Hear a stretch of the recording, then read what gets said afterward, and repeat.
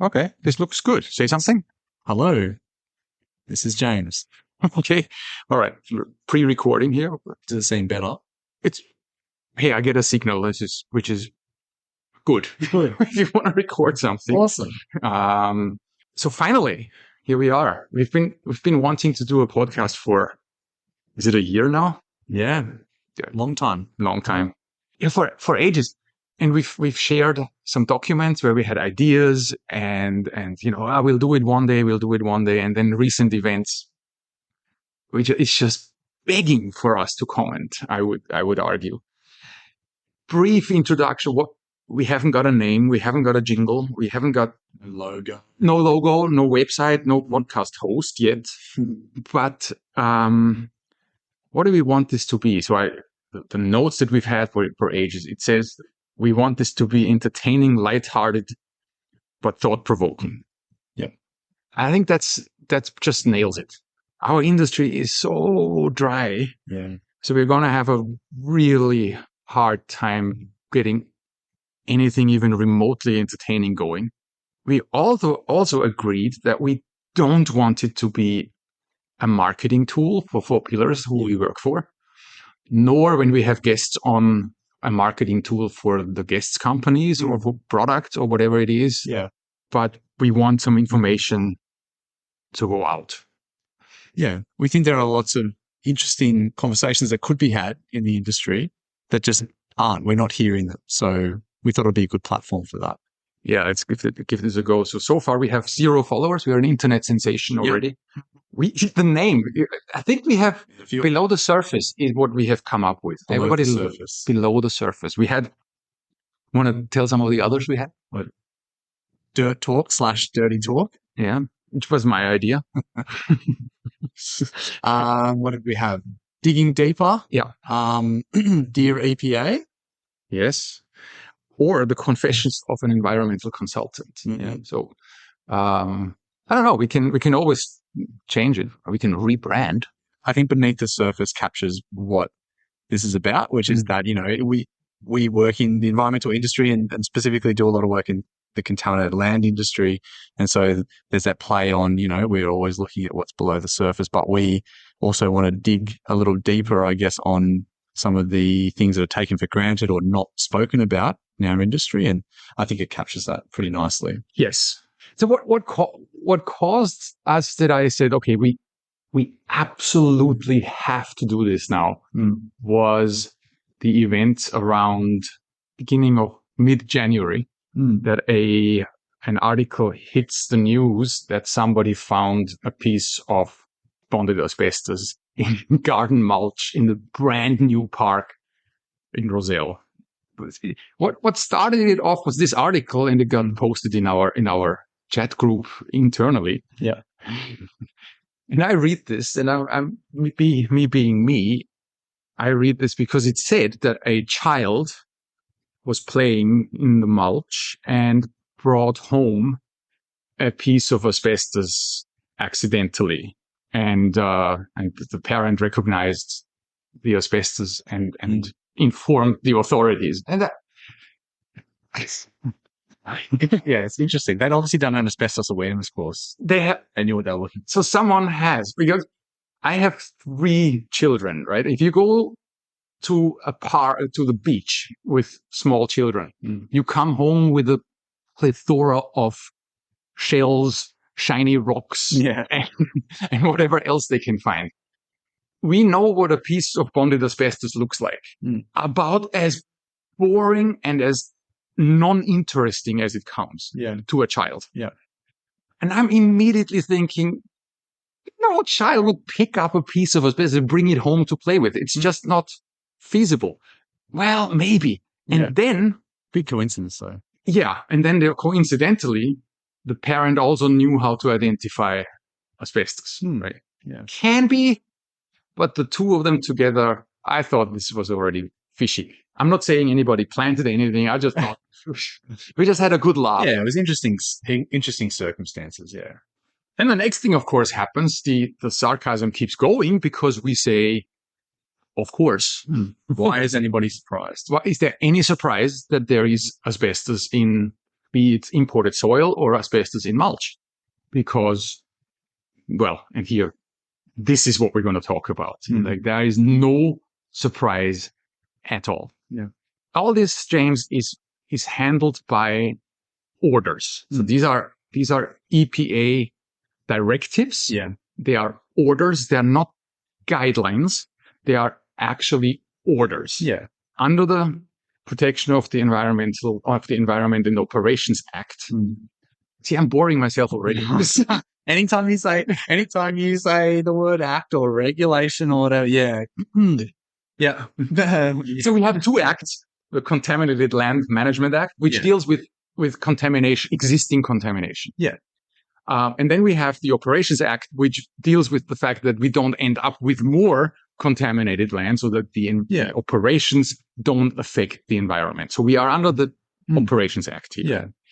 And the EPA issued some orders. Again, these are orders. They have to be followed. Yeah, this is not a guideline. They're very specific. They're extremely specific. Yeah. They give you, what do you have to test for? Yeah. How often do you have to test for? What are your sampling densities?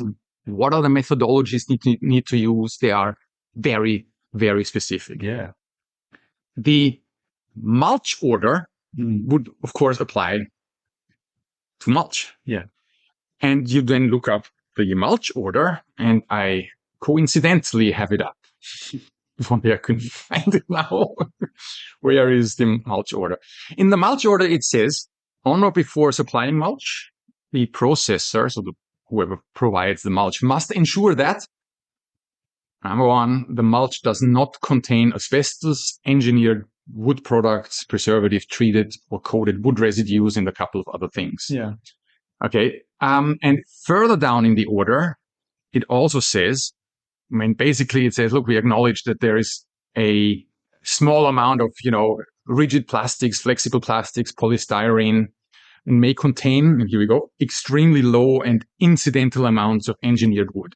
Fair enough. That's, if you ask me, a fair enough call. But it also says, however, as noted in this order, the mulch must not contain any asbestos. Nowhere in that order does it say how to test for that, how often, what method. Yeah. And what drives me nuts, there's an order, there's a law, and nobody dares to speak up and say, if you say must not contain any asbestos, that's impossible. Yeah. They're sending an impossible, it's an impossible ask for the recycling industry. Why is it impossible? While we have been talking here for a few minutes, you and I, we would have probably inhaled between 50 to 150 asbestos fibers. Yeah. Not because we are at a recycling facility or here in an office, but there are background levels of asbestos around. Yeah. They are well acknowledged. Anybody knows about them. Safework knows about them. Safework acknowledges them. In fact, they set these standards of acceptable background levels. Yeah. Okay. So the moment we have an order that says some product must not contain any asbestos, you can see this is a problem. You, James, are containing asbestos. Yeah. The clothes you wear because you've been walking through air contain asbestos. Yeah. So someone may think, okay, fair enough. That's not what they mean by that, because any reasonable person would say, hey, come on, don't be silly. This is microscopic. Yeah. It wouldn't include background levels of the contaminant. That's right. Any reasonable person would say so. So someone took the EPA to court. The Graphil case is a huge landmark case in our industry. And it goes to court. And the court says, no, any asbestos means any asbestos. So no matter how small the amount, anything that contains any amount of asbestos is considered asbestos waste. Yeah.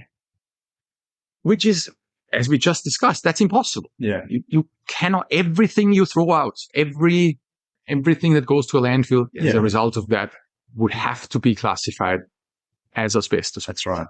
So when the mulch order says it must not contain any asbestos. Yeah. Under the same act, they mean business, and they mean zero means zero. Yeah. I understand that a judge can come up with that decision. I would argue that whoever came up with that decision was just simply not qualified to make that kind of scientific call. Yeah. Let's leave it at that. It's a terrible situation that we are in our industry. Yeah, I think it makes it extremely hard for recyclers. They're held to a different standard to others in the supply chain, I think. And I think that, the facts of this particular matter around, the Rozelle parklands and then other sites that have been supplied mulch, recycled mulch, that's obviously a bit of a different situation where we have multiple fines over several sites and the EPA will draw whatever conclusion they want from that. But I think the fact still stands that the expectation that recycled materials or any materials, including recycled materials, contain zero asbestos is unrealistic and makes it an impossibility to comply. And I think in any situation where we have a regulation that is impossible to comply with, why are we surprised when somebody doesn't comply with it? Well, okay. So devil's advocate here, someone may say, okay, you guys with your detailed knowledge, what they found in Rozelle wasn't a bunch of fibers. Yeah. That was a piece of asbestos. And that certainly could have been or should have been picked out or discovered in the mulch processing or whatever. Yeah. Right. Now, yes, that's true. So here's a challenge for everybody out there. Forget about the friable, so the individual respirable fibers. We're talking bonded asbestos fragments that look, for all intents and purposes, like a piece of rock, flat rock. Gray, boring. You need to know what you're looking at if you want to identify it. Yeah. I give you a stockpile of 500 cubic meters or 1,000 cubic meters. That's nothing unheard of in a recycling facility. No, right? These are big stockpiles. How big are they? They are, the size of a bus. Easy. A bus that would be, 50 cubic meters, and you multiply that by 100, and that's one of those piles. Yeah. Now, I'm nice here. I'm going to throw 20 pieces of asbestos in there. Okay. And I dare you to develop a process that finds them before you ship it out. At 100%. At 100%. You can't find 19. Yeah. You need to find all 20. Yeah. So and then make it commercial. And make it commercially viable. So you can see this is not going to happen. Yeah. Should there be bonded asbestos in mulch? No, of course not. Is it a surprise that there is? Absolutely not. Anybody in the industry is just laughing here. Right? Yeah. I had a ball when I read these articles. I had a ball because everybody's pointing fingers, and yet anybody in the industry knows. We know about this problem. That's a problem. We know there is a problem. Yeah. And the only way, here's a hint, guys. Whoever is in charge of this, now they have found asbestos in other mulch in areas in, I think it was Penrith. And so they looked around, right? And it's not just one supplier. There is asbestos found now in other railway stations and so on. And I'm like, guys, the only way how you stop this problem now for shutting down playgrounds, shutting down railway stations, having investigations, the only way around that is you stop looking. Yeah. Am I saying it's completely harmless? I'm close to saying that. Close to. Right. Should it be there again? I say no, of course not. But it's absolutely no surprise. Yeah. Do we have to panic about this? Absolutely not. Do we have to shut down this brand new park? No. No, we don't. Have someone go over it, make sure that there isn't. No, but no. Yeah, go through the process, follow a proper process. Do surface check. Yes. Do subsurface investigations, remediate where needed, and then everybody move on. But let's move on. Yeah. But, and here it comes, can we address the root problem? Because everybody's running for cover at the moment, which is one of the biggest problems in asbestos assessment in the first place. You always have to worry about that something like this happens. If I could just say as well, I think that, asbestos is different. it's certainly treated differently to other contaminants we deal with all the time, like heavy metals and PAHs and what have you, because it is such an emotive thing, and it causes chronic disease, and it has been such a huge thing in Australia in particular. And it's just, you can't help, the emotion comes into it.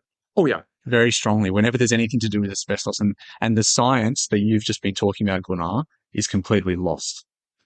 Yes, which that is something that just drives me nuts. The reason we were having a bit of fun with those articles is because, they were sensationalist in nature, right? This is what media is. Yes. Deadly asbestos found in children's playground, right? You need to grab someone's attention, and there is an element of truth to that. But when you start, really getting into it, what is the level of risk? And, yes, it's a fact that it was found, but it's also a fact that there is a very straightforward process that can be followed to remediate and make it safe and move on.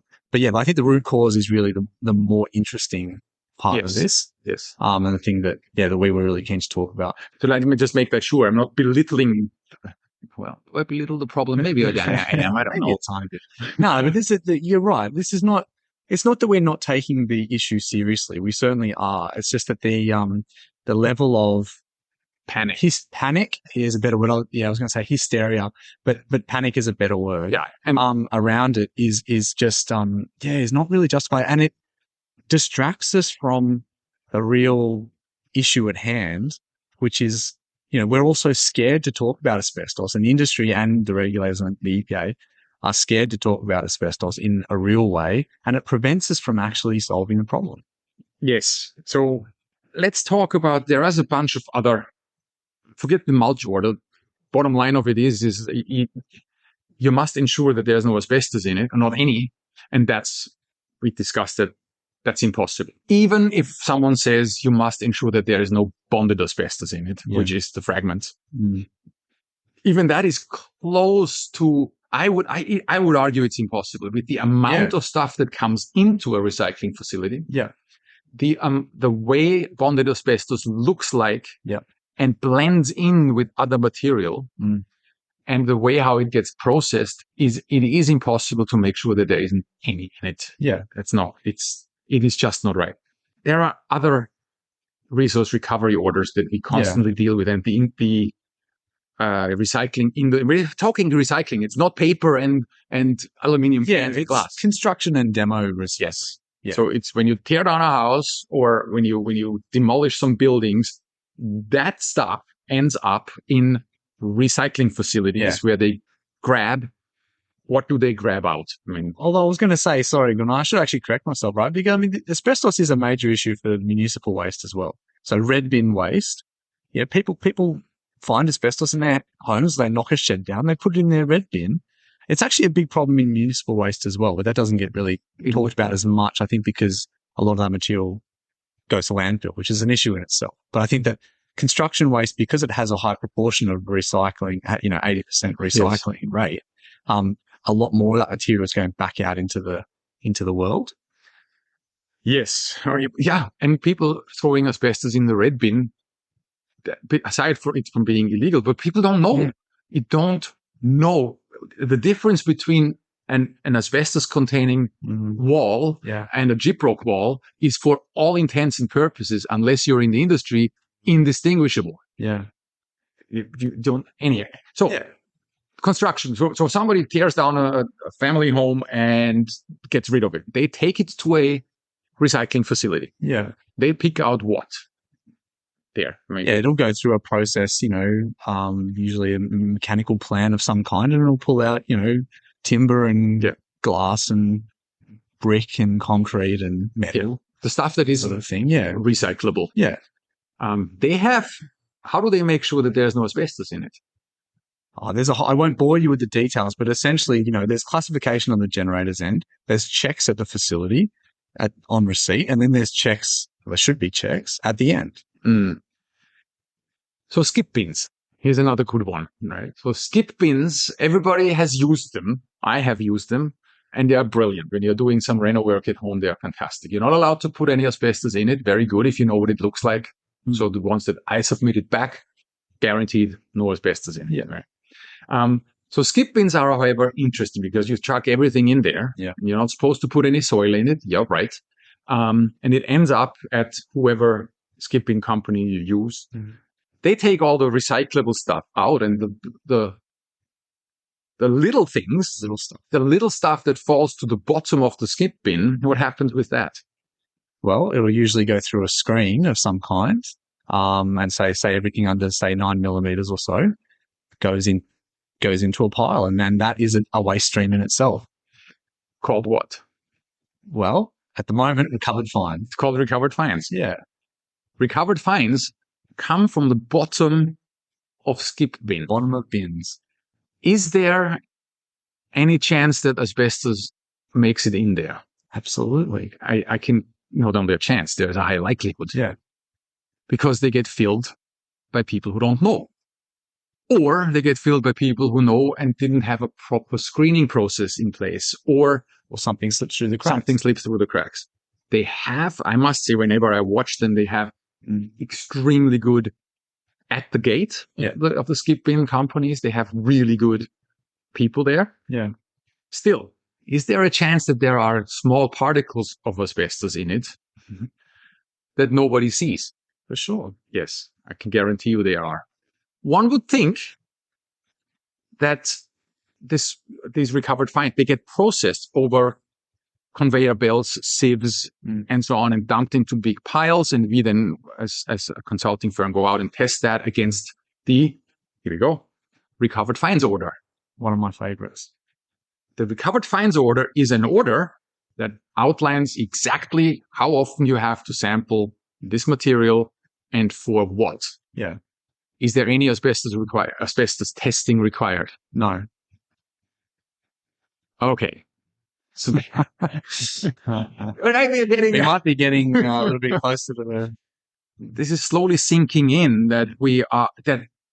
So what happens with recovered fines? Where do they end up? With all sorts of applications: turf underlays, topsoil replacements. So we're talking generally. They're generally loamy kind of materials, right? So they're not suitable for deep fill. So we're talking near surface applications. Yeah.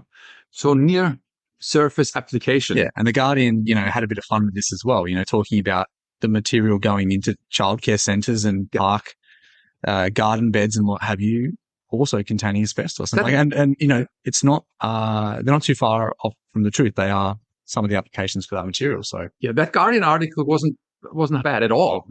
Somebody did some good research there. There was some good research. Yeah. So we have a waste stream, which is highly, highly likely to contain asbestos in sizes that you cannot see. I'm not saying it's respirable. I'm not saying that, but it is most definitely under 9 millimeters, and it's a gray mass. You have no chance of picking out visually any asbestos. I can tell you firsthand, it is impossible. Even under magnification, it's hard to tell the difference between, say, a fragment of gyprock or a cellulose-based material and asbestos at that size. We're talking 7, 8, 9 millimeters. So aside from the fact that it is extremely difficult to test large volumes for asbestos, because the test is done by a human looking under a microscope. That's how it's done. I mean, there's no other way. Which is not only amazingly boring, but it's also how much of a 500-ton stockpile can you look at under a microscope? So we are relying on a certain amount of sampling, and sampling must be done representative of the entire population. We get it. It's a different podcast we need to talk about. Yeah, we definitely get to that. But no testing required. That, of course, ensures that you don't find any. Yeah. A bit like Trump saying, let's stop testing for COVID people. Then our numbers will drop.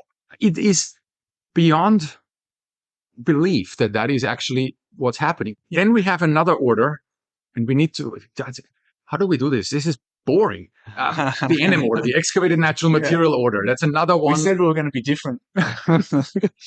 Anyway, that is supposed to be material that is naturally excavated material, quarried material, material that has never come in contact with with any sort of contamination. And so that's what this is for. Again, we are testing for all sorts of contaminants, heavy metals, and the usual suspects. And in this order, we do not require testing for asbestos. And I actually agree. If you are talking excavated natural material that is naturally occurring and hasn't been in any way contaminated or had chance to be contaminated, because it was buried under a layer of fill, I have no problem with that not being tested for asbestos. How do those two, the NM order and the recovered fines order, how do they come together, because they merge? Well, I mean, I think the thing is that there's a bit of a gap in the framework, in the RO framework, right, where there are soil recyclers who don't really have much choice but to go with the best fit for their product, which is NM. And I think everybody recognizes that it's not a perfect fit. And I think the EPA recognizes it's not a perfect fit, but it's what we have at the moment. That's what industry has at the moment. It's being used, I suppose, in ways that it was never really intended to be used, which is, material sourced from various locations coming to a single place and then being aggregated and tested there, right? So it's not fit for purpose, really. Well, I have the NM order up. It says it applies to material that has been excavated from the ground. Fair enough. Check. Right. That's checked, right? Contains at least 98% by weight of natural material and doesn't meet the definition of virgin excavated natural material. Let's not get into that. That's fine. But it also says it must not contain material that has been processed or that contains asbestos. And it must not contain material that has been processed. Let me take you back to the recovered fines that come from the bottom of waste skip bins, the collection of construction and demolition waste, what's left over when you take all the big chunks out. That dusty, soily material at the bottom gets tested in accordance with the recovered fines order. I think some of the confusion comes from the fact that there are a lot of producers of recovered fines where the input is soil. So soil waste comes in, it goes through a screen of some kind, and then it's classified as recovered fines. So we have two orders, and now we can see the problem arising here, because we have an industry that may very well comply with all the orders and all the laws that are out there to the best of their ability. Yet it is impossible to comply down to the letter if you interpret the letter how it is interpreted by the High Court. So we have two streams that are highly likely to contain asbestos, and they are very much allowed to enter back into the community untested for asbestos. Yes. All right. I shouldn't say you were part of a committee. This was addressed. This is an obvious shortcoming. It's an obvious shortcoming, and I don't want to speculate as to why it wasn't included in the testing back in 2014 when they made these orders. The Guardian article talked about this as well. It talked about the process where the EPA publicly reviewed the recovered fines order and was going to create a new order called the recovered soil order, which was basically processed NM. So it filled that gap that we were talking about before, where you have recycling facilities, recycling soil, and not having any choice other than to classify it as NM. This was meant to address that gap and make everybody happy. And you were on that committee. Yeah, I was involved. in the committees. So the industry committee that was the EPA was consulting with. So the EPA, very good. Called industry representatives. Called consulting representatives. Late in the piece, but yes. And said, let's address this obvious problem here. Good on them. Well done. What did you come up with in that committee? What did you suggest to do? The initial approach was a little bit challenging, in that the EPA came in and basically said, we're revoking this order. We are getting rid of it completely. Of the NM order? The recovered fines order. I'm sorry. Yes. So the EPA came in pretty strong with that straight up, and it really got industry offside. right from the beginning. Mm-hmm. So to come in and revoke an order and not replace it with anything or not have any kind of transition package for industry, I think was really a really hard thing for the EPA to do, especially where they'd had similar experiences in the past that didn't turn out very well for them. But I can understand that because there is an entire industry that has been built around the NM order and the recovered fines order. There's an entire, there is millions of dollars that have been invested and into this to comply with this order. So I can understand when someone says, hey, you're pulling this completely. Yeah. What you're doing is you're pulling my business. Yes.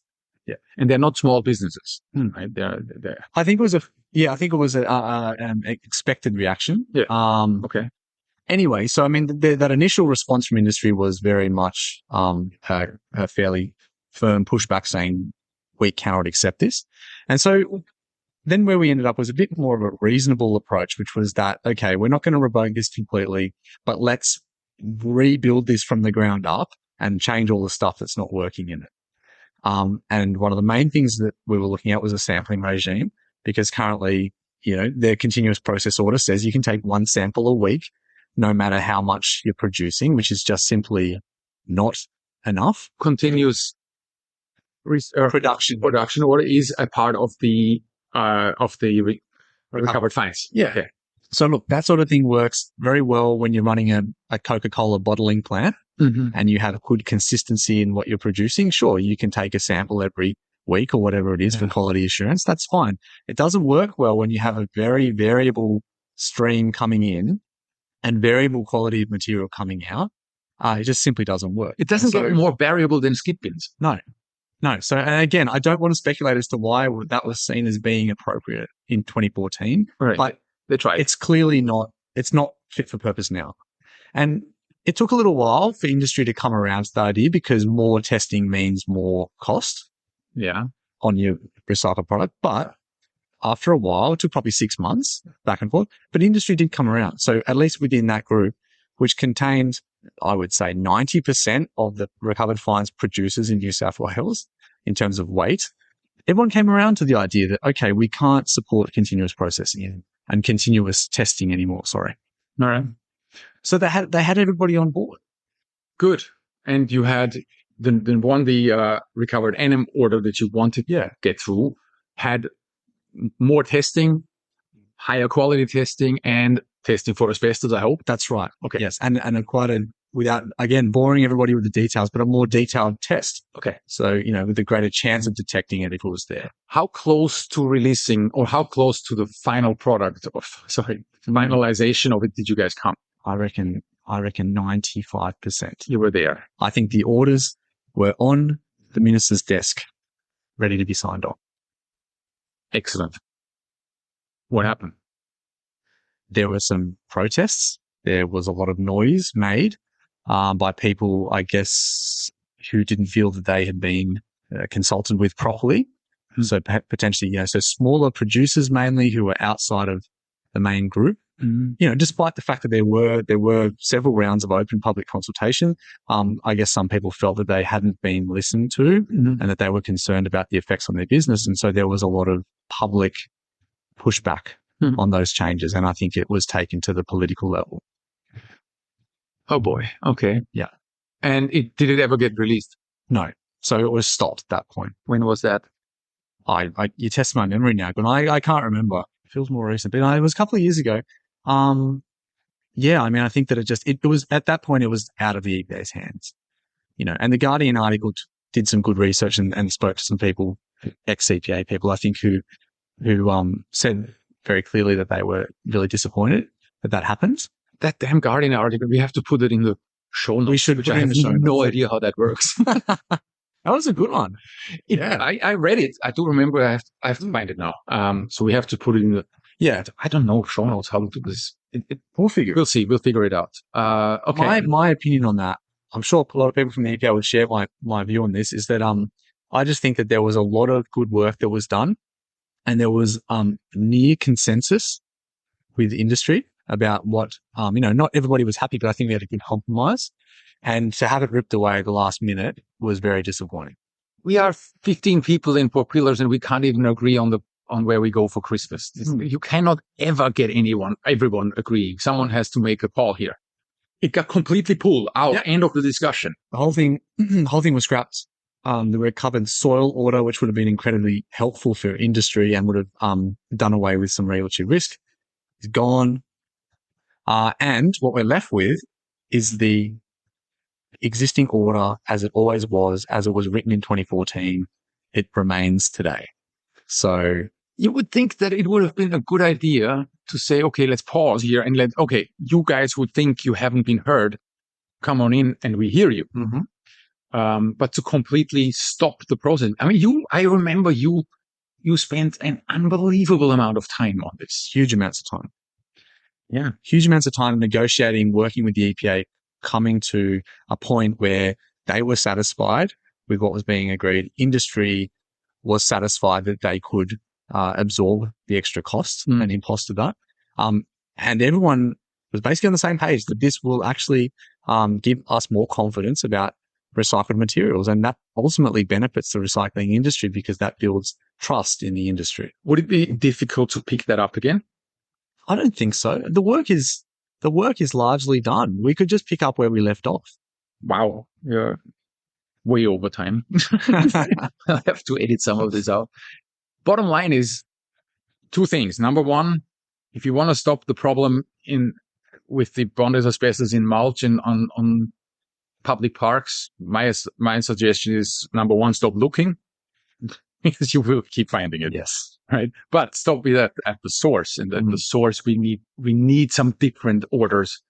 And you were almost there. Yeah. So pick that up again, whoever is in charge of that. Our listenership of 0 at the moment. I mean, we're shouting into the void. Spread the word. Really. And that's all there is to it. So now at the end of a podcast, we always thank the sponsors, which we don't have any yet. So thank you to all of those and, legal disclaimers. I don't think there was anything to put that in the show notes too.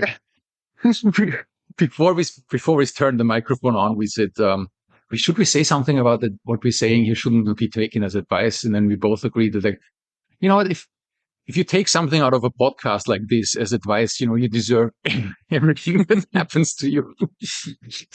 That's it. That's our disclaimer. All right. So that was our first episode. Let's have a look how this goes and more to come.